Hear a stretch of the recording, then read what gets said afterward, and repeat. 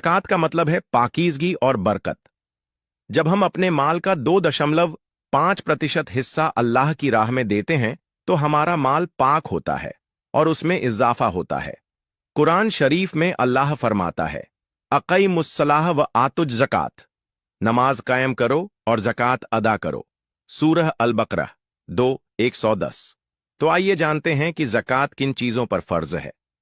ट्यूस ज़कात आश पाकीज़गी और बरकत। कुरान में ज़कात का हुक्म।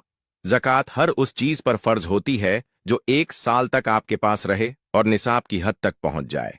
ज़कात किन चीज़ों पर दी जाती है? 1. सोना। अगर आपके पास 87.48 ग्राम या ज्यादा सोना हो। 2. चांदी। अगर 612.36 ग्राम या ज्यादा चांदी हो। 3. कैश या बैंक सेविंग्स। अगर निसाब से ज्यादा पैसा हो। 4. Business investment. अगर आप बिजनेस करते हैं तो माल पर ज़कात वाजिब है।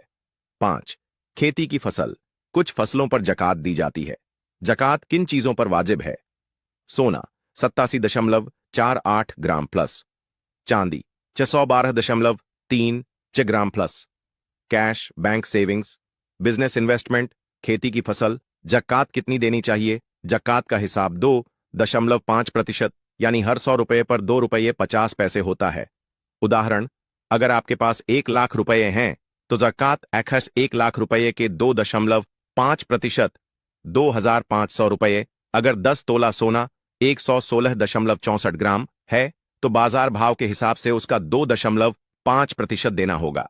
ज़कात एक का कुल माल का 2.5%, 1 लाख रुपये 2,500 रुपये। सोने की ज़कात बाजार भाव का 2.5%। ज़कात उन लोगों को दी जा सकती है जो जरूरतमंद हों। कुरान में बताया गया है कि ज़कात के हकदार 8 किस्म के लोग हैं। 1. गरीब, जो मुश्किल से गुजारा कर रहे हों। 2. मिस्कीन, बेहद परेशान हाल लोग। 3. ज़कात इकट्ठा करने वाले चौथे नए मुसलमान। 5वें गुलामों को आज़ाद कराने में छठे कर्जदार जो कर्ज चुका नहीं पा रहे। 7वें अल्लाह की राह में 8वें मुसाफिर जो सफर में मुसीबत में हो। ज़कात अपने माता पिता, औलाद और अमीर लोगों को नहीं दी जा सकती।